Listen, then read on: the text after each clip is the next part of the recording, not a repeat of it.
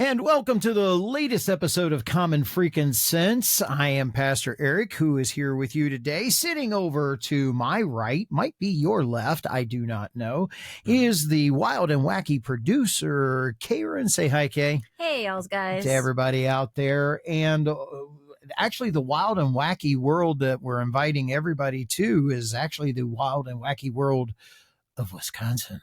I was going to say the wild and wacky world of the White House. I ain't nowhere near there. The wild and wacky world of Wisconsin, because we have come out of the 50s and just last night or the night before. We've been out of the 50s for a while. Yes. So the past 5 days we have been stair-stepping down in our temperature. And the other morning we woke up to a whopping 9 degrees. We've just come out of the 50s last week, 9 degrees. I think it was 16 on Sunday for a total high. 18. But 2 degrees difference isn't much. No, it's hardly recognizable here. And so here we are. And then today we took a 10-degree jump and we hit 27. So, you know, now that was noticeable. Yeah, it's very noticeable. Feeling warm here right now. So, yeah, it just wild and wacky world. So come out of the 50s, we've dropped down to 9, and I think by Sunday we're going to be up in the 40s. I don't know. Yeah, so you know, 6 Maybe. days from now we'll be back up to 40 degrees. Man, what will for a we high. do with ourselves? It's gonna be so warm. You know, we're in Wisconsin. We're hitting that time of year where if we get anything above 20 degrees, all the kids come out in hoodies and shorts. It's true. Oh, I don't get it. Hoodies and shorts. It's like, you know, you have to wear double layers and a sweatshirt with a hoodie on, but you'll put on a pair of shorts and you'll freeze from the waist down. Don't get it. But it is really common around here. My tootsies are warm and everything else is warm, but let the legs be free. Yeah. It really does happen around here. You can comment below. Does that happen where you are? Is that just a strange thing? I am really struggling with eyesight. Okay, a little behind the scenes thing here. Do you need to switch your I do. glasses? I got special lenses just for working with a computer here. Let me take those off, put these on. Oh, that helps the head a lot. Thank you. Wow. Clarity. It just takes pressure because now my eyes can focus on what I'm looking at, and I'm looking at all you people. That's what I'm doing. Dang, so you're good. Yeah, I am. It's just the glasses. It's just the glasses. Trust me. What kind of Windex have you been cleaning them with? What kind of Windex have I? Never mind what I do with the Windex. Anyway, You had a cold sore? Did the Windex help get rid of it? It gets rid of all the aches and pains that you have. Yes, we're referencing the movie My Big Frat Greek Wedding. Your frat. Yeah, really? Your frat? Yeah, that's the best I've been able to say it in a really long time because Okay. it's usually my Fig Bat Creek Wedding. So I like that. That's good. That's real good. It All right. usually comes out really, really bad. Yeah. So anyway, to all of our folks that are watching us here today, that's our intro. We're glad that you're here. We're glad that you're with us. Hope that it's warm where you are, warmer than where we are. But like I said, we got up to a whopping 27 degrees today. So that was really good. Yeah. I mean, that 9-degree morning the other morning really kind of took me by surprise. I wasn't ready for single digits. And yet we've had a prolonged autumn here in almost summer-like. Well, and it's not prolonged either because officially winter doesn't start until December 22nd. That just still blows my mind, but which is why everyone's like, oh my word, Christmas, winter, that it starts early around here, even as up to far as into my birthday, and my birthday's late October. You get snow. First day of winter solstice, the day of winter solstice is 2 days before Christmas. So there you go. They said it was the 24th. No, 2 days before Christmas, So the 23rd, 23rd. between the 22nd and 23rd, as the midnight moving in from one day Yeah. into the next. So Anyway, that's winter solstice. It's just funny, but everyone always associates it around, the latter half of the year, when it's actually a tiny portion of the last half of the year. Sorry, a tiny portion of the end of the year, and then the first beginning of the new year, which so many people are like, oh my word, it's March, and it's like summer starting in. We're like, oh, it's March. I'll be happy if I'm wearing a raincoat. Yeah. So anyway, winter, and usually in Wisconsin, winter is anywhere from 4 to 5 months long. Every now and then we've had a couple of winters where winter has been 6 months long, and there's a couple of things that we do to measure winter here. It's it's not necessarily by snow. It's when do we start getting down to single digits, and then we're heading towards winter. We're below freezing, because we do know that the snow will come once that happens. It's been snowing all weekend long, but it's the right kind of snow. It's beautiful. Tiny dusting. It's falls as flakes out of the sky. It's not a peppering down, if you will. It's just coming out of the sky and very inconsequential. That's the part we like. The inconsequential. If you're from around here, the colder it is, the tinier the flakes are. But the closer it is to 32 degrees, they all coming down in chunks like that, where all of them clump together and stick together and then fall into as snowballs. Instead of lightly dusting down, because they're so tiny, because it's so cold that they're perfectly frozen.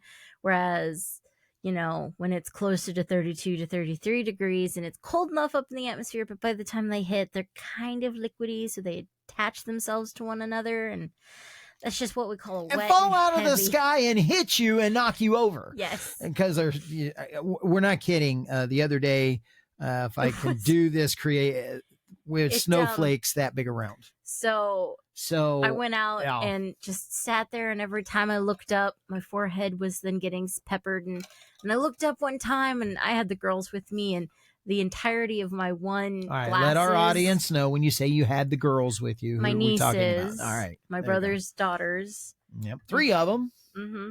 I can't get the 4th one yet, and that's okay. She's still a baby. I looked up and went splat. Oh, I can't see anything. Let me just wipe off my entire lens. Because it was the size of your lens, right? Yeah. A little bit bigger. I had to clean off my eyebrow too. Well, that's when it exploded when it hit you.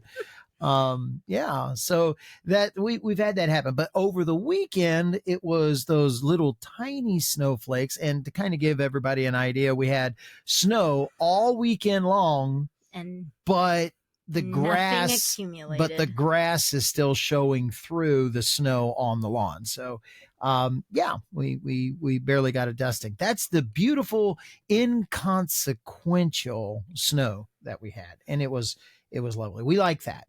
Stays off the road because the wind, it can blow it off the road. So we don't have cleaning things out. The roads aren't slick. It's just cold. And here's the lovely thing that everybody from Wisconsin knows. It can get colder. There's a saying that we do around here. It's that, why do we measure below zero? Because once you hit zero, it's cold.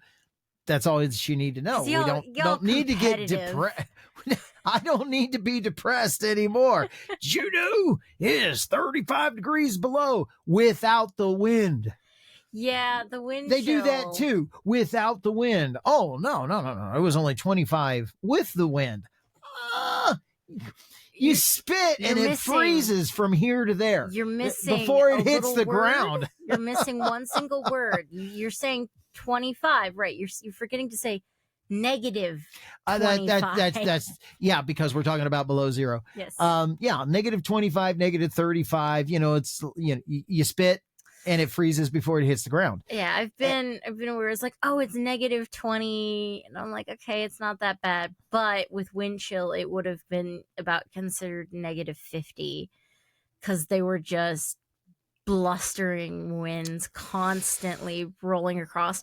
When it starts getting down to there, then we start to like close off schools and stuff, being like, it's just too dangerous to be out because of how quickly it can go wrong. Well, that's an interesting thing. Back when we lived in the greater Cincinnati area, when I was a kid, on the Kentucky side of the river, it was cold. If it got below, once it hit 0, we had a standing rule. We knew school was closed. So that had happened a few times in my lifetime. A couple of times in my lifetime living down in Cincinnati, the river actually froze over. Yeah. Oh, which one was it? One of the cousins? Yeah, one of my cousins, Danny Helton is his name. Salute, Danny. If you ever listen to our show, give us a shout out. Do you remember the time when his mom and dad's house was on Eastern Avenue? Eastern Avenue was 200 yards from the Ohio River. And so if he walked straight north, you couldn't. There were some streets and stuff. So he had to walk out to the end of his road. Then you'd have to walk down. There was a park down there. Ike and I used to play basketball and whatever, but it led right to the shores of the river. Yeah. And you walked out that way, and he could literally walk across the river. And we all had gotten, Cincinnati got frozen that weekend. It got to 20 below without the wind. And we were, it was around 1980, 81. Cincinnati Bengals won the American Football League championship. It hit, I believe there was a swirling wind that went with it. It was so cold. It was 80 below with the wind. Oh. I believe it was. So it was super, super cold, which was the reason why the river froze over. Yeah. Moving water, freezing, it takes a lot to do that. Especially a big river. Yeah. And so he walked across it, and we lived 12 miles off of the river. And that's 12 miles by the interstate, which was fairly straight. There was no way he could walk the interstate. So that's really rough terrain. He is a Marine at the time, and he was really bored and stuck in the house. Everybody was stuck in the house, and he put on his Marine winter paraphernalia, walked across the river to say that he walked across the river when it was frozen. He just wanted bragging rights. And then he finished walking to our house, which probably the way he had to do it was probably closer to 20 miles than the 12 because of the way that he would have to hoof it through residential areas and so forth. And with the hills, I can remember fun. That day we get a bang on the door. We're all locked into the house and all that kind of stuff, waiting for, it had snowed some, but we weren't getting a ridiculous amount of snow because it was so cold. And I hear this knock on the door, and I open up the door, and all I see are eyes like this and a nose. He had his hood pulled all the way around to cover his face and the drawstrings. Yeah. And so all I could see was 2 eyes and in his nose. And that's how he kept from frostbite. And I was like, Danny, is that you in there? Can you let me in? Open up the door, get him inside. Poor boy. He did it. That was his own decision. It was his own decision. Absolutely. And mom and dad weren't even home. I was a teenager. Mom and dad weren't home because it was so cold. It was dangerous to come home. So they all stayed at work. Yeah. My mom worked at Christ Hospital. Dad worked at Northern Kentucky University in KU. Yeah. And so there were more places for him to sleep than there was for mom. That's for sure. I think she ended up going to one of the visitors' lounge or whatever and crashing in there because they had some of those chairs or whatever that would flip down and go all the way back. But bless their hearts, they both got stuck at the hospital. So super cold weekend. If you got any stories, put them in the comments down below. I'd like to hear your stories. If we get a good one, I might even just read it on the air. So what are some of the other things that they should do with the stuff down below? I'll leave that up to you. Like, subscribe, comment more than just crazy stories. Comment what you like about the show. Comment what you don't like about the show. I don't want to hear what they don't like. I'm getting to that place. It's like, if you got something negative to say, Don't say it. Oh, you want the Southern thing. If you don't have anything nice to say, don't say anything at all. Well, at least say it with bless your heart if you're going to do that. At least I know it's At least I know what's coming. insult. Absolutely. All right. Don't forget to hit the bell so that you get a reminder every time we drop a new episode. It may not be exactly on time every time, but we try and be consistent. Oh, man. Life's hard. It really is. And we're coming up on the holiday season, and I got a lot of that stuff. Yeah. You know, I have to work Christmas Eve. You do? Yeah, because the bank's not closed.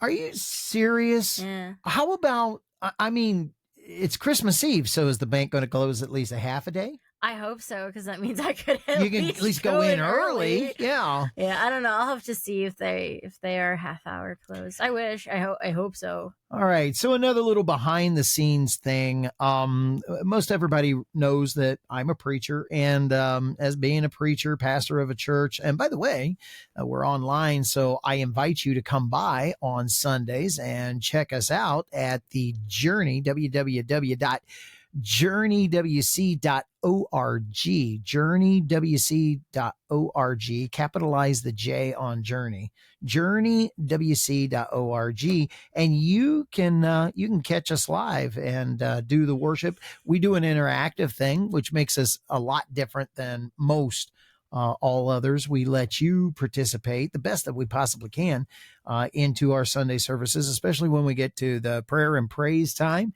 If you got something you want to be thankful for God, you can send that in. We read it live. It goes out to all the rest of the people across the country that are watching the service. And if you've got a prayer request, you can send it in, and we will do our best to pray for you. And so will everybody else. And we have a board that goes up.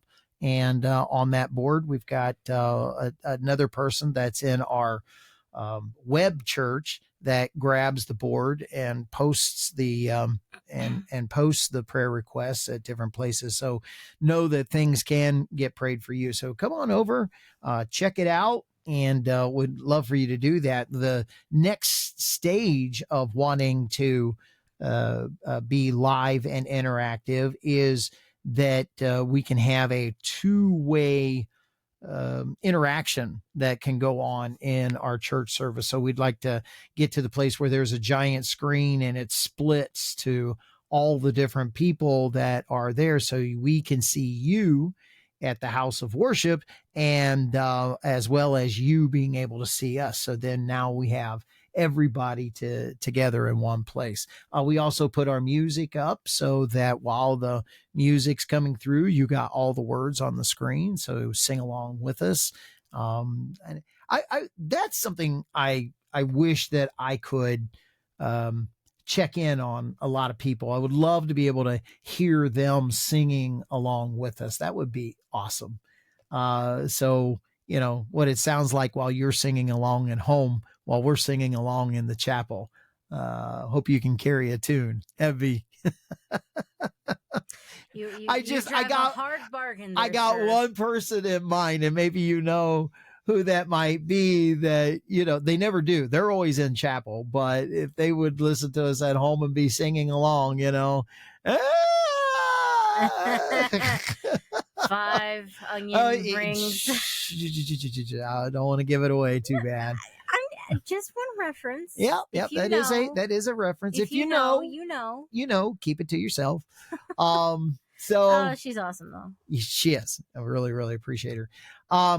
Anyway, so yeah, the different things that are going on with the weather, invite you to come over and be a part of the church, and what we do. 10:30, by the way, Central Standard Time. 10:30 Central Standard Time is when we go live. So if you want to catch us live and be a part of what happens live. Yeah, the we, I like that we about reading off the things. Maybe I'll just start sending them all to you. I'm okay with that. Can you get them to me in time? I don't know. Oh, we'll have to see how that works. If you could do that. Just take a picture and constantly send it to you. You could do that. Yeah. It would be more of a hassle though. So one of the things that we do, this is, if you watch us, I will refer to the IT person. As multiple people. that's the IT person sitting right there. No, that's the IT team. Because he always calls us a team. You know, oh yes, the IT people, the IT team, wonderful. Me, myself, and I need a lot of help here. Yeah, part of the IT team. And hey, IT team, do we have any prayer requests going on back there? And I don't think we're fooling anybody because you're the only voice that comes across. If you've heard, if you listen, yeah. If you also watch, I'm not the only person sitting there. I usually have a little helper, but she's just there to try and take a nap on me. You have two little helpers sometimes. Sometimes they fight over the chair to sit next to me. They do. Yeah. I'm waiting for the day when they start fighting over the controls. They started to do that. So we have a little button that automatically turns our on-air sign and off, turn off the on-air sign. And oh yes, I love this. I actually wait for this. I watch it. So, and she's like, here, squeeze my thumb, squeeze my finger. Would never take that, even though it was her idea. And I look at her and I just go, I'll just do this. Boom. And I watch that. Perfect in time. I watch her pat her on the head. It's a pat. It works. It's a pat, right? It's not a smack or anything like that. She would know if it was a smack. Right. She would not be okay with it if it was a smack. And my word. We watch that happen, and I see that we go off the air. The camera lights go off. Ted turned around one time. He looked over, and I went boop, and he saw the corner of his eye. It turned off, and he went looked down. Saw the fact that she was holding the remote in her hand, and he's just like, oh, come on. Too close. It was getting there. Anyway, he looked over, looked down, saw it, and he's just like, would you look at that? Just bonk, and he mimicked it out again. He goes, oh, Ted's awesome though. Yeah, but that's for our on-air sign, so that everybody knows that we're not broadcasting, we're streaming. It's absolutely hilarious. Got to know the difference between the two words. Right. The on-air sign comes up and everyone's like, dead silence suddenly. Like, ooh, the sign is king. Yeah, it actually is. It is. So we had something unique happen this week in church. Well, it wasn't in church. It's not a part of church, but it came out of church. So I work for an organization called Love Inc. And we have bought some things for advertising space on a local radio station. So since we have all this set up here, we have everything that we need to do audio commercials for radio. If you've seen any of the rest of our material, we've tried to have a full-blown show at times. And so we have ideas to go with our shows. We do creative writing, write commercials. I got to get back to it, but halfway through writing a book, a very dark humor. And so we like doing our writing and doing stuff like that.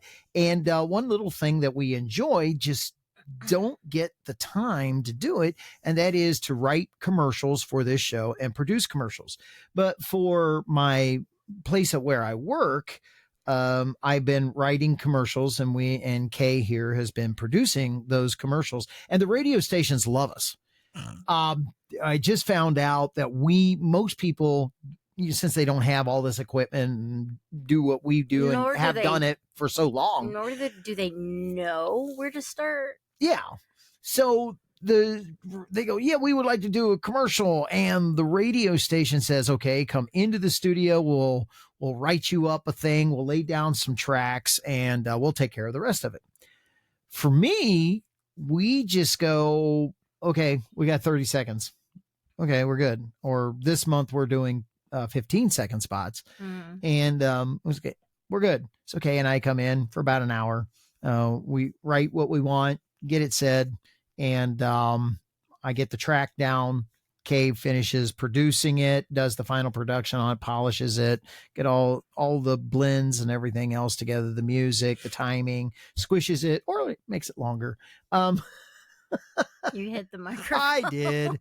And she gets all that done. Well, what we found out is that the radio station really likes us because all they have to do is take our WAV file and pop it in.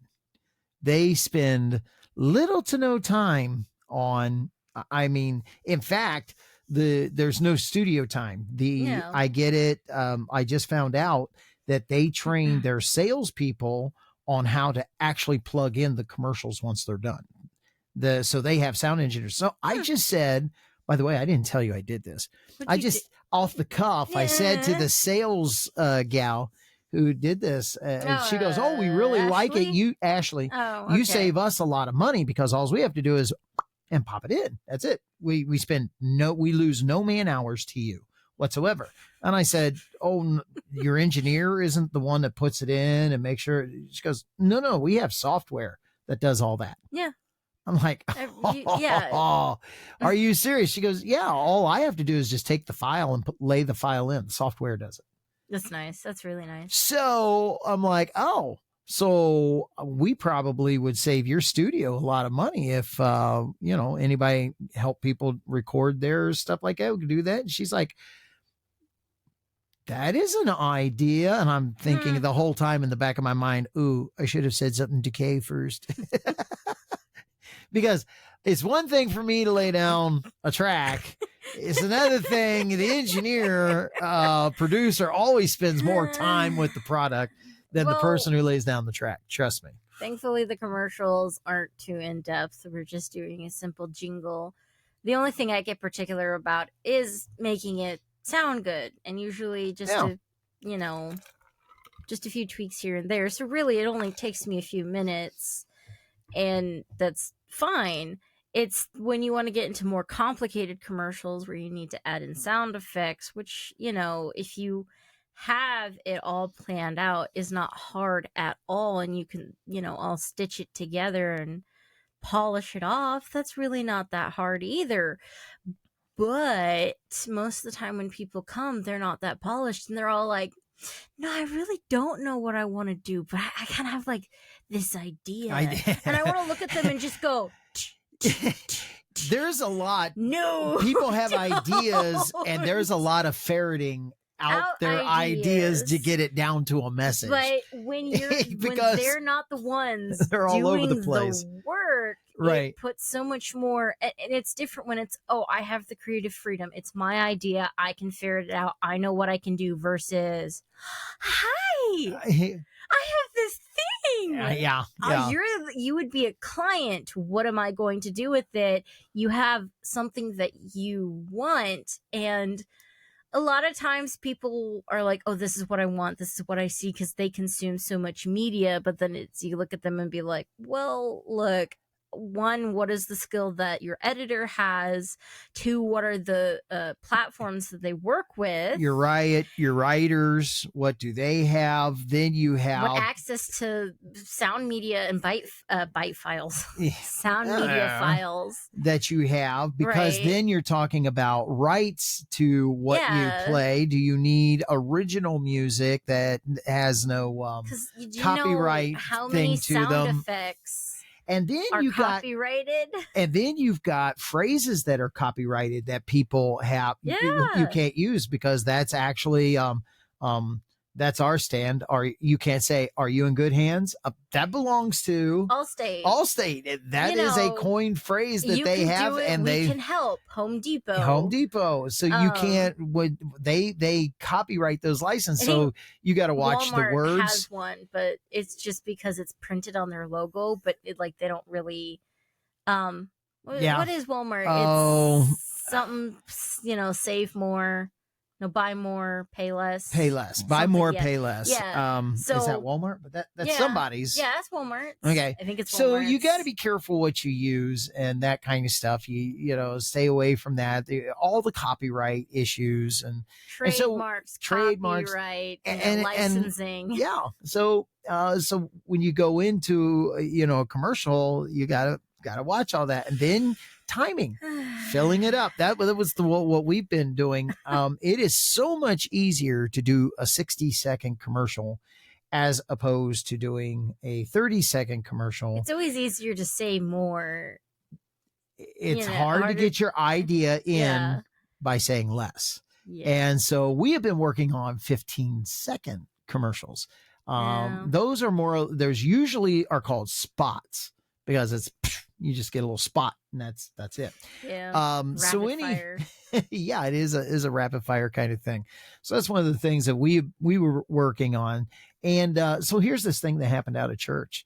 A fella came up to me on Sunday and he said, "Hey, I heard where you work, Love Inc. I heard where you work. Your guys' commercial was on." And the way that he said it really got to me. I write the commercials. I do the voiceover for the commercials. Kay engineers all the rest of the commercials. And he's telling me about hearing these commercials. This man has heard me preach for the last 15 years. I say it's and the way that he years. said it is a bit more. We'll just leave it at 15. Yeah. And the way that he said it, it made me ask, "Did you recognize the voice of the commercial?" He's like, "Nah, no. Is this somebody I know?" I hope so. I would hope so. It's me. Really?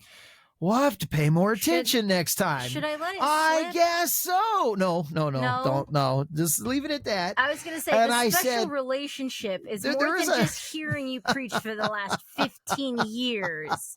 The relationship he has with you. Well, just leave it. And so then he said, "Well, I just have you know that our IT person was also the one that produced that commercial." Really?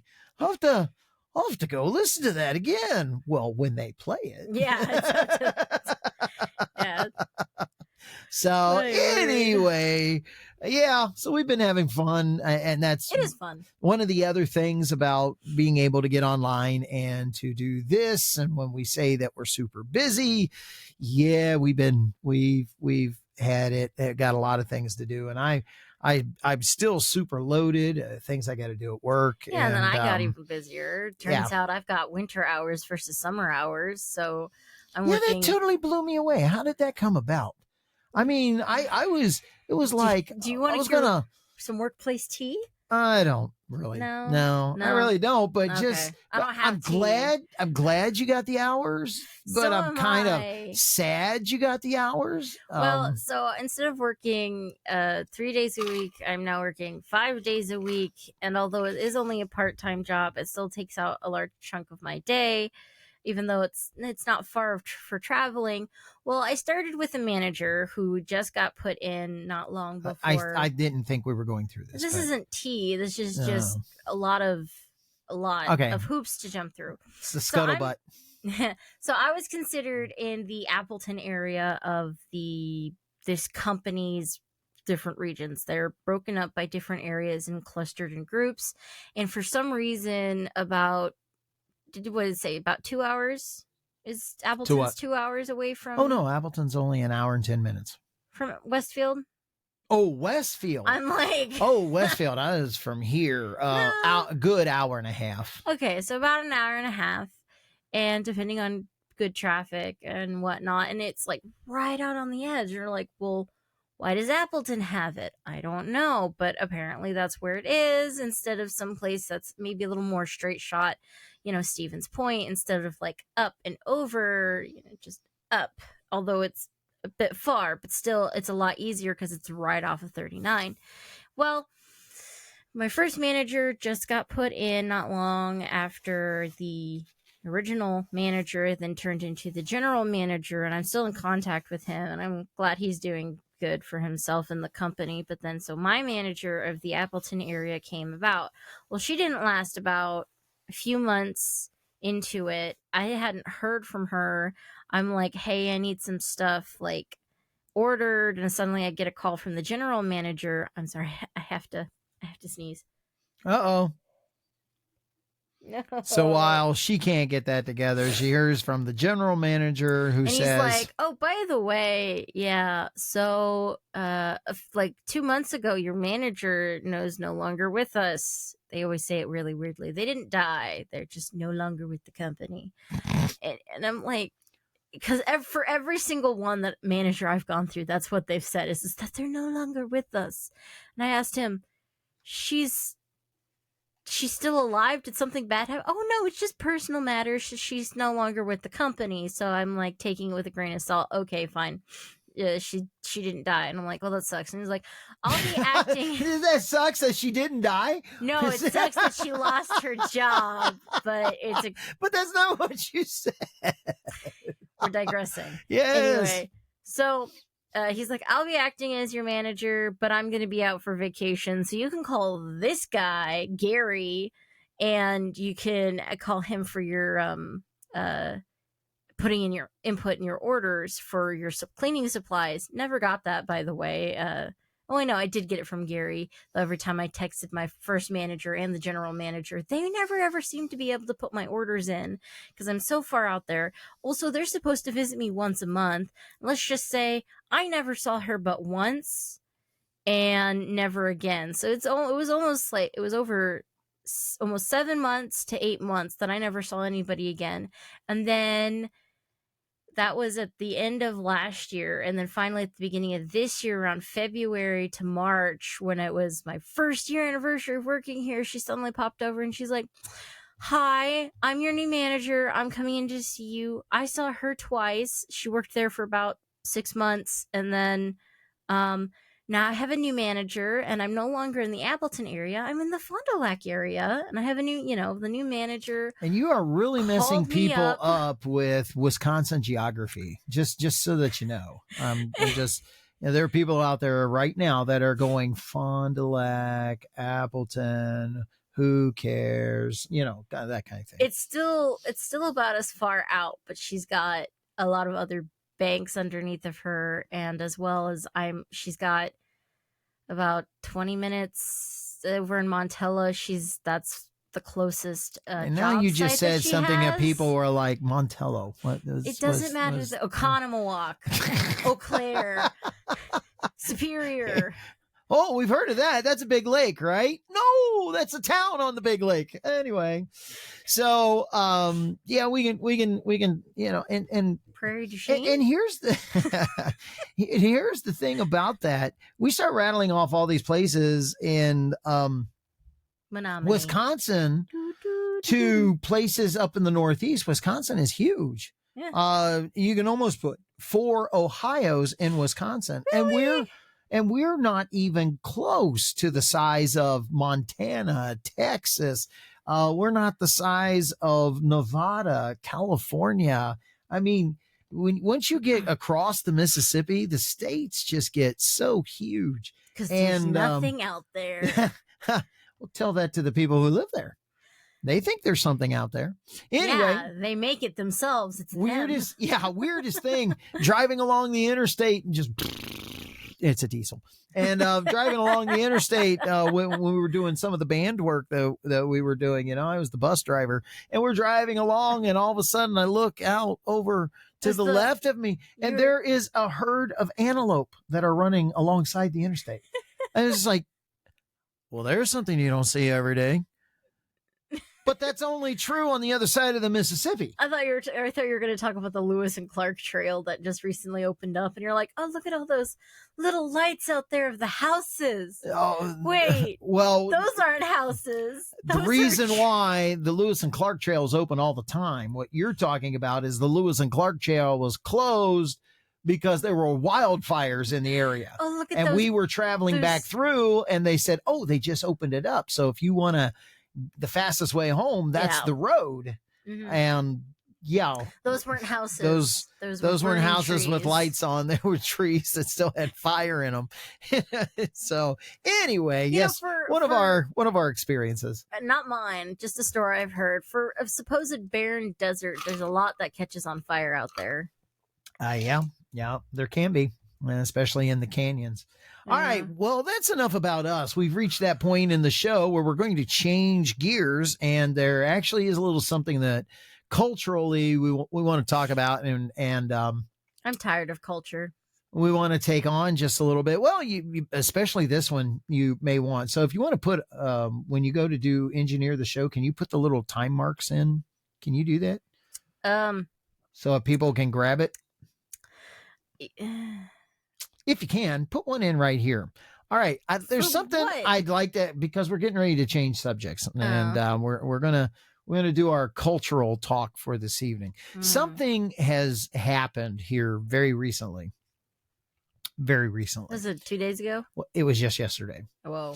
The president of the United States put out a news release that he had decided to pardon his son, which, by the way, December the 15th or December 16th, he was going to have to show up for his sentencing hearing. Is there a limit to how much a president can pardon people? Yes. Okay, how many? If you look, you mean how many times? How many people they can pardon and how many times they can pardon the person. No, there's no limit on how many people that they can pardon. Okay. I do not know if there is a thing on how many times they can pardon one individual. That would be an interesting thing to look up. Let me look to the up. best of my knowledge, there isn't, but I would have to say I'm pleading ignorance on that part. Let's see. And so the president is pardoning this individual. I may have already said it, but this individual happens to be his son. And so that makes this particular thing a difficult thing to deal with. And that's one of the reasons why I wanted to pull it out. So doing a little screen sharing here. This is kind of what it looks like. And things are being said. This is, as you can see, a header in Fox News on Sunday.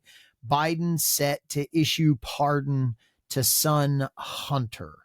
And so there you go. Some of the stuff that is going on right now.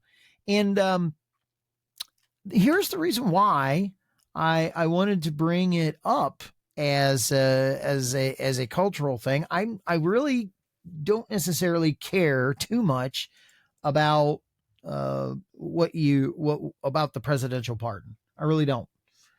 But what makes this presidential pardon unique is that it is the president's son that he is pardoning. And so, it has been customary at the end of a president's term, or even before the end of the president's term, but it's more customary, it happens at the end of a president's term, that he goes through, that people that have served some amount of time, the president goes through and he pardons them at the end of the term. And that's usually, and so there's usually a big, long list of presidential pardons that come through at the end of a president's term. Now, might as well get it out of the way before I'm out of office. Right. But it also, the reason why is because that means most people have served some portion of why they were in. So just in case people think, well, yeah, I think he's guilty and whatever, they've served a portion of the term, and then when he's done. Okay. Now, in the case of somebody going to be put to death and the president would do it, well, obviously you can't wait to the end of your term. You need to do that stay. And it's more customary for a governor of that state to intervene with a stay of execution as opposed to the president of the United States. Right. So the power thus conferred is unlimited, with the exception stated is that is in case of impeachment. Other than that, it's supposedly unlimited. However, it says that the U.S. president the pardon cannot be overturned by the courts or by Congress. Yet how this says typically the same person can't be pardoned twice unless a majority of the state Supreme Court approves, which is strange because that seems contradictory to what it says. So the U.S. Court Article 2, Section that's subparagraph. Clause 1. Subparagraph 2, clause 1. Subparagraph 2, clause. Okay. Acknowledgement that the president's authority to grant pardons is subject to the exception of cases of impeachment, and with that exception, the power is unlimited. So that's all that it says. So that I don't understand about being pardoned twice with the Supreme Court or anything like that, which it's very strange. It seems completely contradictory. Well, I would think it would be political suicide for a president to pardon the same person twice. If it was good enough that, he was now pardoned, you only need a pardon if the person is convicted. That means they've gone through the trial and a jury of their own peers has said, you're guilty, which has to be also unanimous in order for it to work. So so you've gone through all that process, and the president can then come in and say, which by the way, Hunter has done that, tax evasion and lying on a federal document about owning a gun. So they have not gone after him for any of the other stuff. Do you hit the microphone again? I hit it with, yes, I turned and my glasses got that little part right there. So go ahead. Here it says the powers thus conferred is unlimited with the exception stated. Okay, it extends to every offense known to the law and may be exercised at any time after its commission, either before legal proceedings are taken or during the pendency or after conviction and judgment. Correct. But it has to be brought against you for you to be pardoned of anything in the first place. No, that's what it means, either before legal proceedings. So you can get people, they have used pardons in order to get a confession. And so somebody realizes, and it is a total Trump, no pun intended, get out of jail free card. So you get a presidential pardon. Here it is. I have it. Now, the very interesting thing about the one that Joe Biden gave to Hunter Biden is that it has a very specific time frame, 2014 to January 1st of 2025. You can go into the future. Yes. Seriously? Mm-hmm. That's. Mm-hmm. Mm-hmm. Yep. So anyway, that is what the pardon is for. That's the time period that it covers. And as most people are noting, that that time period of 2014 is just 2 months before Hunter Biden is appointed to the board of Burisma, which happens to be the energy company over in the Ukraine, which is the one that Joe Biden got $2 million for, especially if they had a certain prosecutor fired. And the prosecutor was fired, and they got the money from Obama, and he's named onto the board of Burisma. What's it called when so much time has passed before you legally cannot bring it up anymore, and it would be admissible in court? Dismissible? Limits. That's called term limits. Statutation of limit? Yeah. Statutory. How long is that? It depends on what they put on the law for how long that it's prosecutable. So that we're going on 10, almost so that 11 would be years. States have statutes of limitations. That's it, statute of limitations. Okay. States have it, and federal laws, there are some that have it. There's the state of New York has repealed its statute of limitations based on sex crimes, such as rape and so forth. So, 50 years later, you can go after somebody for rape. There is no longer any statute of limitations in the state of New York. Right. So, depending on what Hunter Biden did, it's very interesting. He pardoned him with something literally going almost 11 years. Correct. It's very, very interesting that he had a very specific date and time. Okay. Well, whether it was That is actually covered. him or not, or someone saying this is what you were going to give him, but I'm getting off into more. Yeah, not the direction that I wanted to go. I wanted to look at it culturally for this very one thing, because everybody's, these are all the things I'm putting out, these facts and things that most people are focused on. Here's what I would like for us to talk about right at this moment. Father-son issue.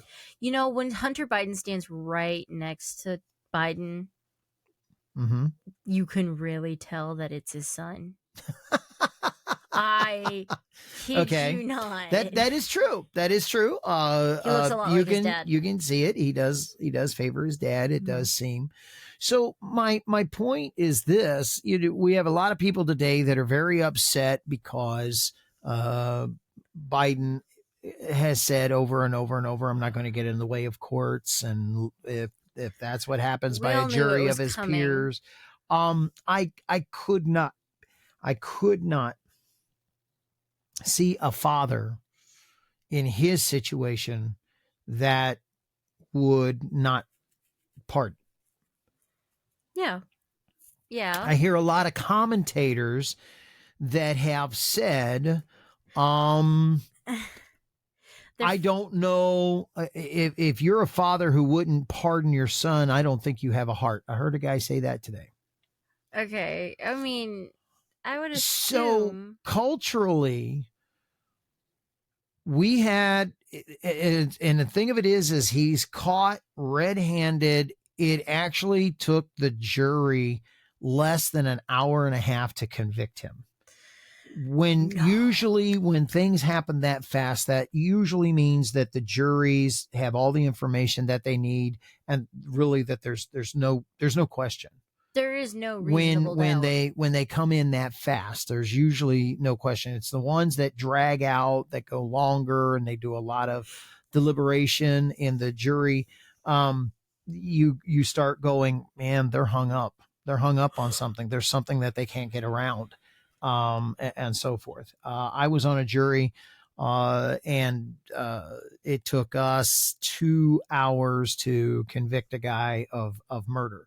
And there was things that we were missing. We didn't have the murder weapon. We had what was 98% provable part of the murder weapon. The guy took the gun and he cut it up. I was gonna say it was a pretty gruesome scene, wasn't it? Well, because when he had killed the man, it blew his head off. No, but he left him sitting where he was, and the body was decomposing like 5 days before somebody found him. And that's pretty horrible. Yeah. He 4 shots that hit, but the thing of it is when he took the gun, 2 things. He put it in a vise, and he took a portable bandsaw and cut it up while it was in a vise in his house. How do we know that? Because the metal that they found, he didn't clean the metal up from when he had done it. The metal that they had found was 90% these identical metal that matched the gun, matched a type of gun that was made out of that. Yes. Yeah. So pretty much could say it came from a gun. And then he had left a piece of the grip that he had sawed through. It came off of the gun and was well underneath the seat of his truck that they had gotten a search warrant to go through. And the thing of it is there was a perfect thumbprint of his on the inside of the grip, wooden grip, that would have gone against the gun. I mean, you can't get a thumbprint in there unless it came off the gun, flips around, and you have it, and it had his whole thumbprint on it from where he was carrying it. Wow, that's on crazy. The inside. So you knew he cut up the gun. The metal shavings was on the Device. Vice, and he left part of the grip. He threw the whole rest of the gun away, but the one piece of the grip was in his only defense. His defense attorneys, the only defense that they used is that they planted that wooden part of that gun grip underneath his seat. That was the only defense they had. Yeah, but with the thumbprint on the inside of it, it's too intentional. Yeah, you can't get the thumb grip. I almost had to do jury duty. I walked in. They went, oh, thank you for being here today. We're not going to choose you. You can go home. Yes.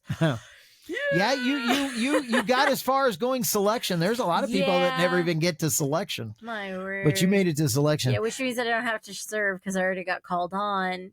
But I didn't get to choose to serve on the jury. But it was really nice. At least it was for a not very serious crime like murder. Or that. So 2 hours, because we needed to get that. And I was the one on the jury that slowed the jury down. Because one guy walked in, we first walked in, sat down, we got our foreman selected, which I made sure to stay out of the way. I didn't want to be chosen as foreman. And so I just stayed back. I even nominated somebody else to, so they wouldn't pick me. And we got done nominating the foreman. And all of a sudden the first guy stood up and he goes, well, guilty as far as I'm concerned. We're good enough with that, everybody. And I was like, dude, we need a little more consideration than this. And I said, we haven't even talked about it. What do you mean, guilty? Are we done? And he comes over the table, angry, gets in my face and says, so you're a minister. You probably couldn't say, you probably couldn't convict anybody if you wanted to. One of you're a bleeding heart liberal. That's what he called me. Which obviously he doesn't know me. Farthest thing from it. And I said, no, but I said, dude, if you had 12 guys that had their lives in your hands, wouldn't you want them to take a little bit more than 2 minutes to examine all the things and make sure that you're guilty? And he said, he goes, what is there possibly question? I said, there should be. You do realize we don't even have a murder weapon, right? If you were paying attention, there is no murder weapon. There is no smoking gun. Didn't this go on for 2 weeks? Oh, we have 1 week. It was 1 week? 1 week, yeah. Okay. 1 week of hearing everything. Yeah. And I said, you do realize we don't have a smoking gun. There is no gun. The gun was cut up and the gun was not retrievable, recoverable. We don't have a murder weapon. And he stopped. He actually had to think about that. He was so convinced. But that's because the defense was horrible. So bad. They offered nothing. I told you there were only one thing. That thumb grip was planted. There was way more evidence than that. I bet the defense looked at this guy and went, oh, yeah, he is guilty. And we've got nothing. But we're not going to try because you're a murderer. You did what you did. That's what I felt like. It's like the defense couldn't defend him. I can't defend you, and it's like I don't want to defend you, but this is the only thing we've got because it's technically our job. So much evidence. I never could be a lawyer because it's what if I am trying to defend a murderer? What if they really are guilty? I can't intentionally throw it just because whether just don't I go think into it is or not. Just don't go into criminal law then. Yeah, but divorce court's way worse. So let's get back to what I'm really after, what I want people to think about in our show today, and that is father-son situation. You have the ability to pardon. What do you do? Do you let your child have the punishment that is owed to them because he was convicted by a court of law? Right. Or you're getting ready to leave office. This is your last chance. This is something that you can do for your child month and a half. And you get to pardon them. Now, there's a lot of parents that take on this role a lot. They get in trouble with school.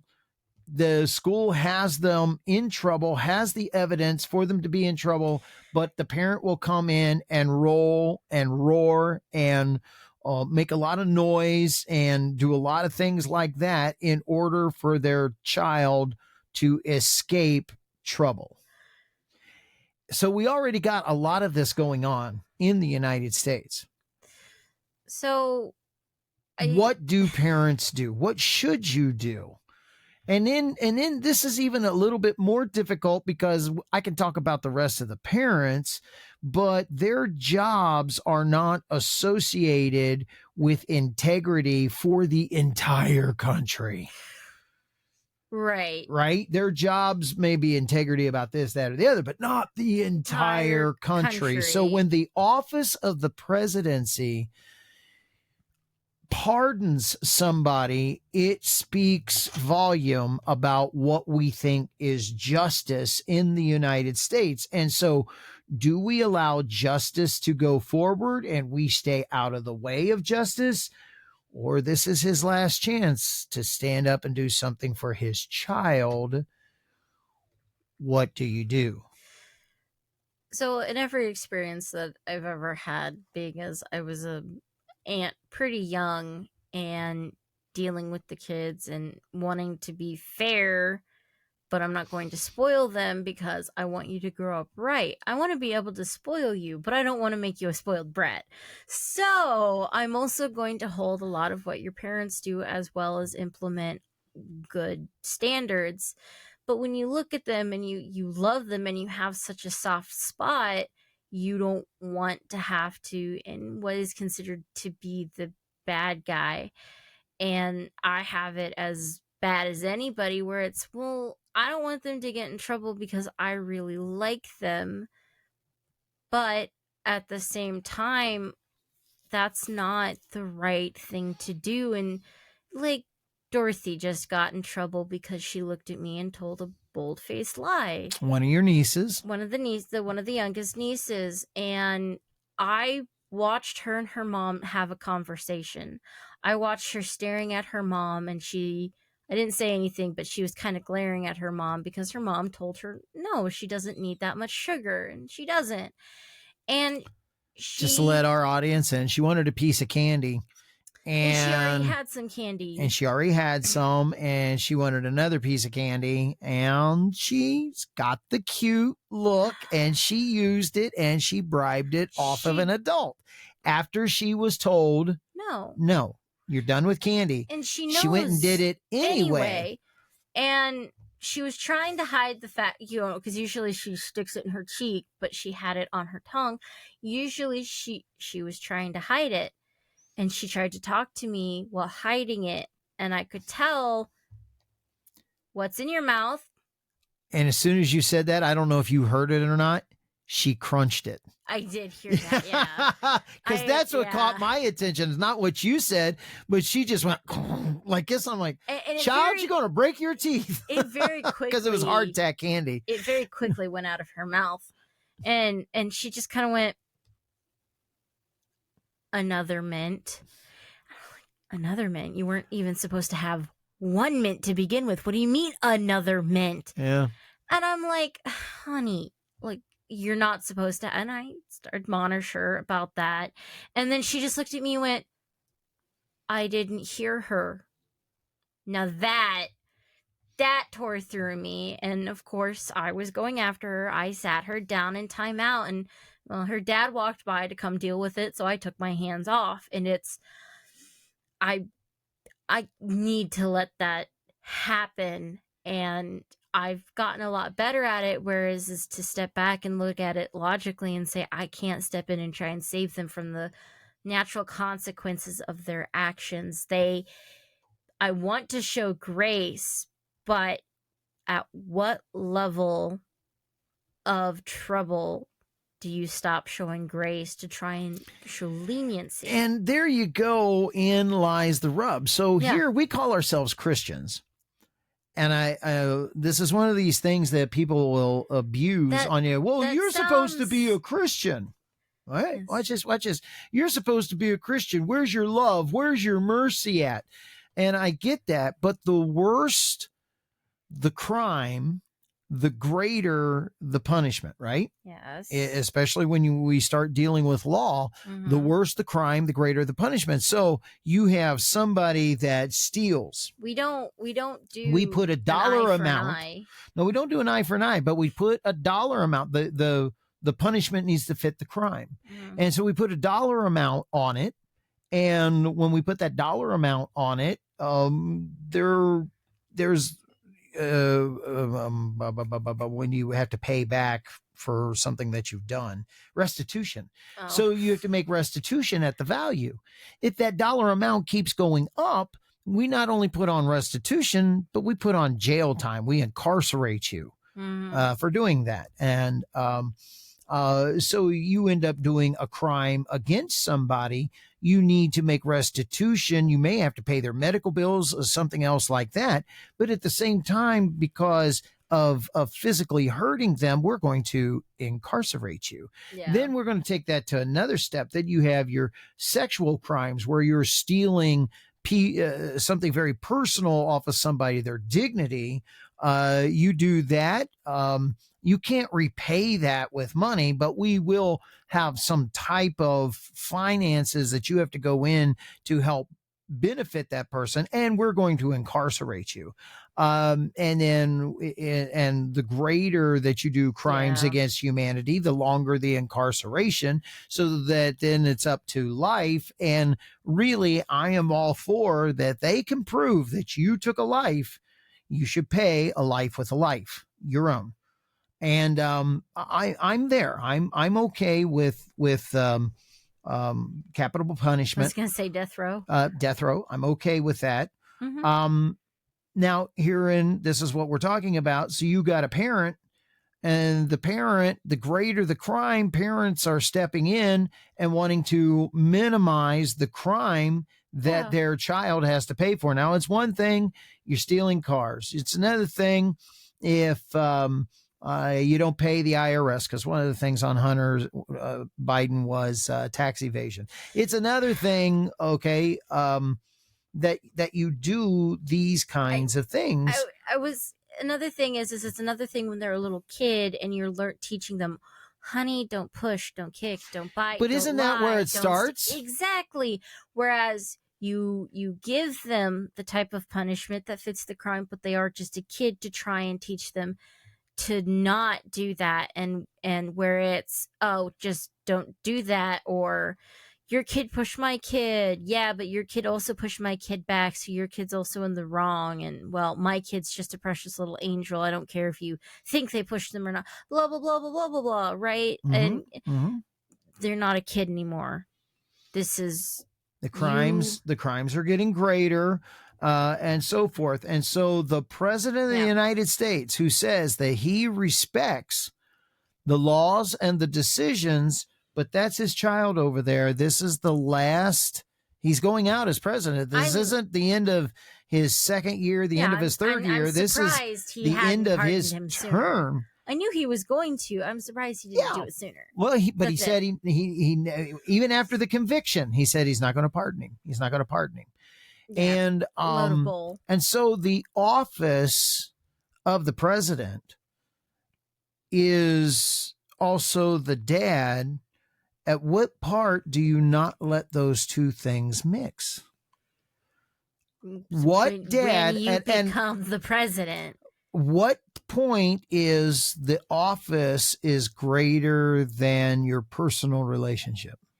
When every single person in the country is underneath your command, or even then a greater portion of a city, the state, governors, mayors, when there are so many people underneath of you and you need to lead, to be an example. Heck, a pastor.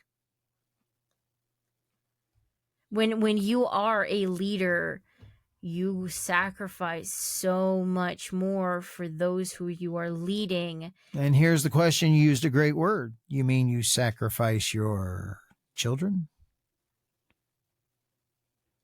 Mm-hmm. Now, hold on right there. and let's make sure, because Hunter Biden, this letting is him where be in people, trouble is not a sacrifice. There you go. This is where we got to make sure we're comparing apples to apples. He's not. He wouldn't be sacrificing Hunter Biden. He would be letting the law and justice work the way it's intended to do. Right. He's not sacrificing, but many people put the personal relationship in there and say you're sacrificing your own child. I'm letting him be an adult and suffer the consequences of his own actions as that he made as an adult, which was where most people always get their emotions mixed up in it and forget the fact. How many parents do? How many moms go after cops because you don't do that to my kid? That's not my kid. Or the teacher who wants to. I had a situation myself where a family member went to go do something. I went to go do the discipline, and I was spoken to. You don't ever touch my child like that. Now, here's the thing I can say about that kid. And I said to them at the time, I said, I'm doing this and you're getting after me for disciplining your child. I won't discipline them again. The next person will discipline them will be Mr. Policeman. And let me ask you if you'll say that to him. And sure enough, that kid has been in trouble with the law for a long time. It's your cousin Colton. I didn't know if it was going to be personal or one of the kids from the school. And I'm like, I could go either way. Yeah, no, it's very personal. And yes, his mother went after me. You don't dare touch my child. And I said, okay, you don't let somebody discipline your kid. The next person who will be the policeman. And I said, you're not going to like the way he's going to discipline him. I don't want another person to have to discipline my kid. And just for I hope that I'm not lenient. I want to be able to be, I'm disciplining my kids so that nobody else has to go after them, because I understand what it feels like where it's, you're acting out, blah, blah, blah. I didn't do anything wrong yet. I still got admonished and I got gone after because I supposedly did something and somebody had to discipline me and it wasn't my parents. And it's like, now that I'm an adult, I look back, I didn't do anything wrong. I didn't need to be gone after like that. And my parents did just a fine job. I also want to be able to say that my kids aren't going to act out or my kids aren't going to do that because I am disciplining them when it calls for it. And just so that our audience knows, part of that story, he spent a couple of years in juvenile detention. Mr. Policeman did end up having to speak to him. Yeah, so he's completely changed his name. No, I hadn't heard that. Yeah, entire name. He doesn't go by Colton? Huh. Well, we'll talk about that off of air because I really don't know. I don't remember his name, but I heard from Sarah, I think it was. Huh. Yeah. Huh.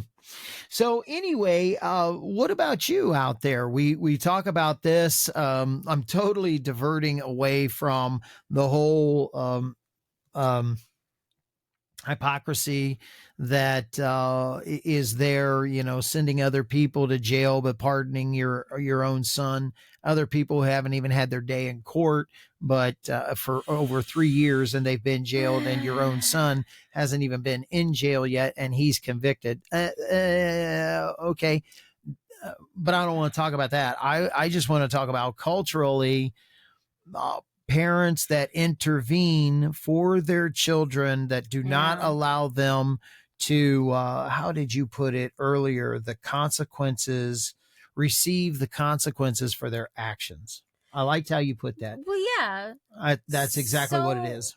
And it goes into another thing. So many people look and go, why do bad things happen to good people? Or why does all of these things happen? And God has made a natural order of things, and he has helped us learn to put in different governing areas of laws to help us govern one another, and for the people who blatantly disrespect it, there are natural consequences in the law or natural consequences in the world that God has made throughout everything, whether you see the consequences now or years down and later, but that's just the natural order of things. And when you disrupt that, you create a bigger mess and a bigger problem when you're always trying to cover and save someone's butt.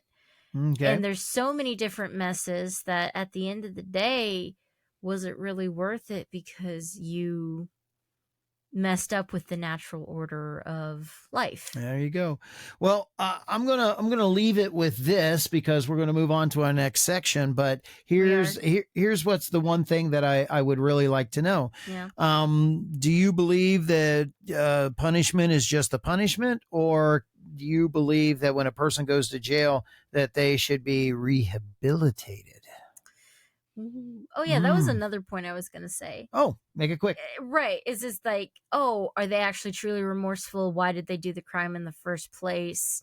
And, are they going to turn over a new leaf, or are we just going to continue pardoning them because they're going to continue being the way that they are and it doesn't actually work? So when you said rehabilitation, it re-brought up the fact of, I was going to say, are they themselves going to do a 180 and turn around? Not if they get, Well, don't remember, get God in their life. In the place of Hunter Biden, the pardon only covers to January 1st, 2025. So he had better keep his nose clean because he can get back into trouble after January 1st of 2025. Yeah. So, and be called back into court. Yeah.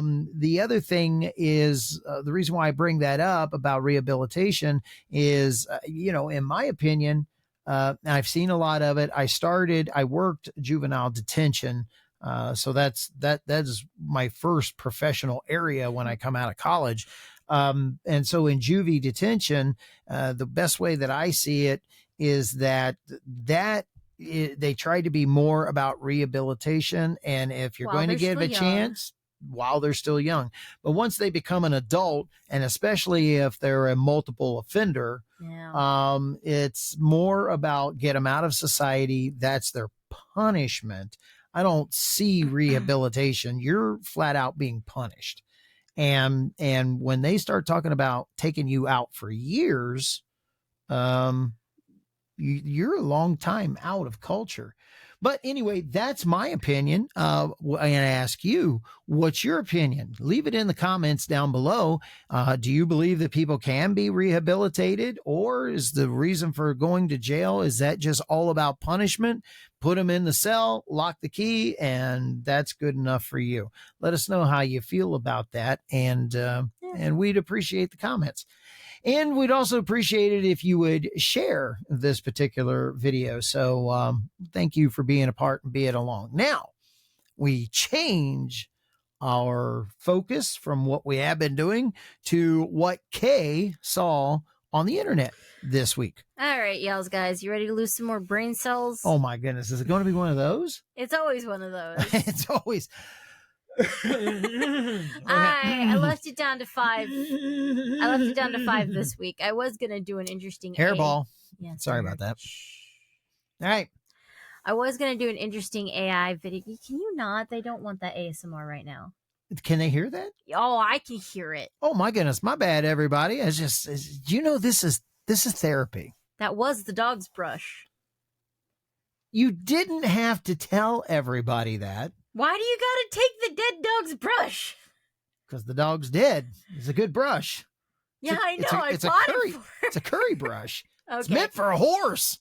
Anyway, because it's bothering me right now. All right, I'm done. Okay. All right. I was going to put an AI video in here, but decidedly we'll save that for next week. Oh, man, we got to start contending with AI? Oh, we've... No. Yeah, for real. I mean... No, not the video I'm going to show you. Let's just say they saw what ballet dancers did and then made a monstrosity out of it. All right, so that's my last drink. We'll just have to see what it looks like next week. So, all right, ready? Ready. Name one thing that you should remember when practicing patience. That I am an adult and would be charged as one. No, I think you should remember that. Don't forget that. Don't forget that. That is super important. I didn't know what you were talking about, so the fact that was the first one I brought out, we were talking about buttons and stuff. Yeah, that's pretty good. No, that is the first thing that you should remember. I am an adult and I should be charged as one. Don't forget that. Because that is a really that will keep inhibitor. Me. Yes, it will. Yes, that's an inhibitor of me going further than that. Oh my gosh. I should maintain my patience, shouldn't I? Oh, because if I lose it, I am an adult and I will be charged as one. Yes. Ooh, that helped. Okay. It's all for the assault and battery charges, really. Yeah, that helped. But does the Bible count as a weapon? Depends on if you're using. You need the word of. Wait a minute. Depends on if you're using giant print. You need a word from the Lord. Whack, whack. But whack. I do have a little one that'd be like a dagger, I was gonna say you can usually take book pages and you can change. You can make. See if it's around somewhere. My little one. Well, I mean. Oh yes. Is that it? I have a little one. No. That one. No, right there it is. That one? Keep going. Oh, I can't. Keep going. Oh, there. That one. That's it. Pull it out. Pull it out so everybody can see it. I don't know. That everything might fall. Nah. Everything's gonna fall. Oh, is it really? Yes. Okay. All right. So it's only about this wide and it's about this long. Very tiny. Yeah. So it's nice and long, like a little dagger, and it's like, oh, I'm gonna hit you with a word.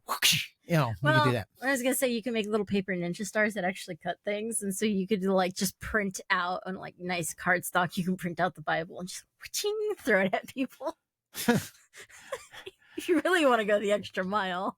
When I look at the stars. Oh, okay. Anyway. Okay, get ready. Yeah, that just came back to me. Yeah, I'm sure. All those years ago. Mm-hmm. All right.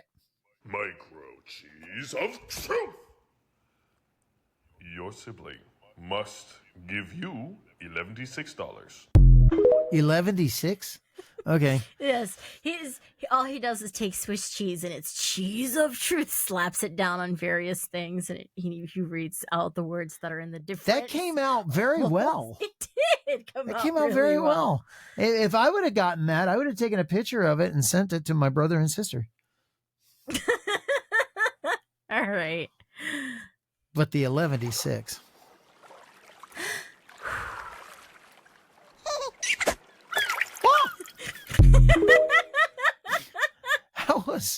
That was dark. That was dark. That poor little guy do.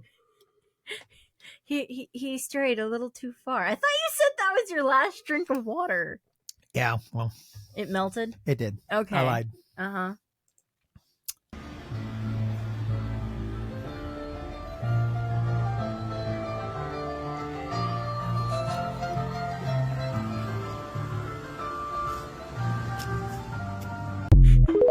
Because I can, and I have time, and I have the skills. Let's go.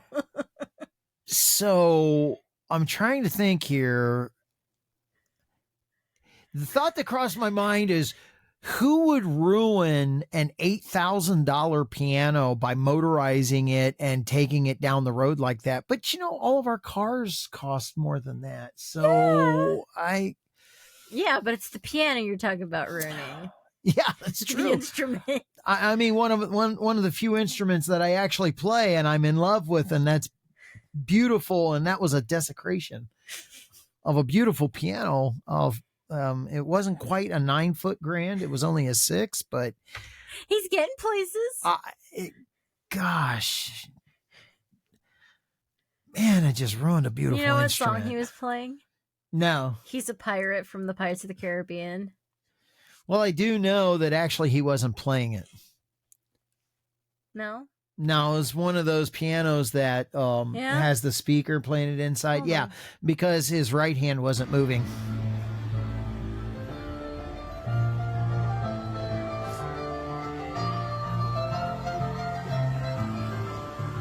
Yeah. See his right hand? Yeah, you're right.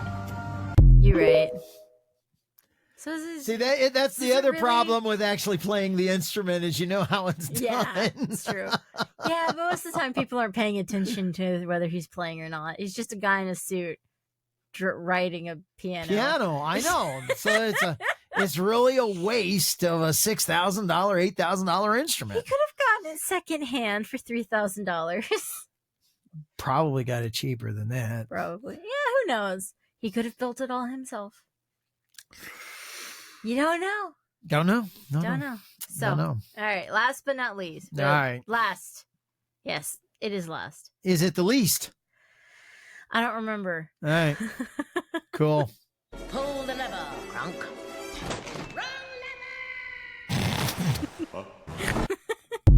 Got him out of the way. I am just amazed with the speed that he went flying off his bag. It's a The audio was perfect for it too. Yes, it was. All right. So whoever did that worked well on it. That was very good. Okay, so it wasn't the least. The one before it was. So At least we ended on a high note. Yeah. Well, the guy. I don't know about a high note, but it was a rear end. It's some bullshit. Oh, wait a there. minute. Do we got? You got a little wait, sound for me? Hold on. Here, let me cue me. Yeah. Cue me before you do it. It ended on a rear end. Thank you. And everybody have a good night. Anyway, that will be where we will end it. And so we do want to say thank you for being with us in this episode of Common Freaking Sense. And we hope that some common freaking sense will start taking over in our country, because it really does matter how our leaders act. It matters to the rest of us. It tells us what they think about our laws. We've been We're getting there. harped at about nobody is above the law and everybody is subject to the law. If that's the truth, then Does the president have presidential pardons? Well, back in the day, there was a reason for presidential pardons when you had kangaroo courts and Mickey Mouse things that were going on, and people were being convicted like that, and things would be shady. That somebody could somebody could come along and say, yeah. But then in our higher days of technology, with the ability to prove even more than what we have, and so forth. And yet it seems even worse. There's we say on one hand that there's lesser reasons for having it, but when you have a dad that doesn't want to see his son go to jail, Or a mom. and he has the power to keep it from happening, what happens? And I think that's what we see happen. And so the law, and we got two things happening here. We got the law is obviously not as good for everybody, that if you have the power, then the law doesn't apply to you. And then there's the side of, if you don't feel the weight of what you did wrong, will you ever Are there no consequences? Because there's no consequences. So there's all kinds of issues going on here because that I wanted to examine because of the father-son thing, not just because of any political thing. Yeah, but it doesn't happen just at the presidential level. It happens at the the Senate, Congress, the mayor, governor, all the way down to business owners, big business people who are with money and affluent, even down to. Well, we had a company that you and I worked for, and the kids could do whatever they want, but we could get in trouble. Even me being as high up in the company, I was number 3 in the company. But I could get into trouble if I didn't say the right, or if I said the wrong things, which I did at one time. I said some things that were wrong. Now, here's the thing. His son, the owner's son of the company, could have gotten away with it.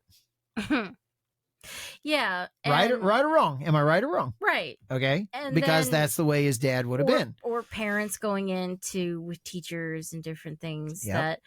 And yeah, so it really does happen everywhere. It is the bias towards, well, I love you, I'm going to protect you. You're someone, you're one of my people, you're my friend, my son, my daughter, my brother, yeah, my wife. And so if I cover for you and you don't feel the weight of your or the consequences of what you've done wrong and be responsible for your actions, then at what point in time are you going to change? Yeah. So there you go. Those are the things. Let common freaking sense take over and work and rule in our country. That's my prayer for tonight. Thank you for being with us. And so, Kay, tell them all good night. Oh, night, y'all, guys. And I'll say good night. And until next time, God bless. And please use some common freaking sense. See ya. Bye.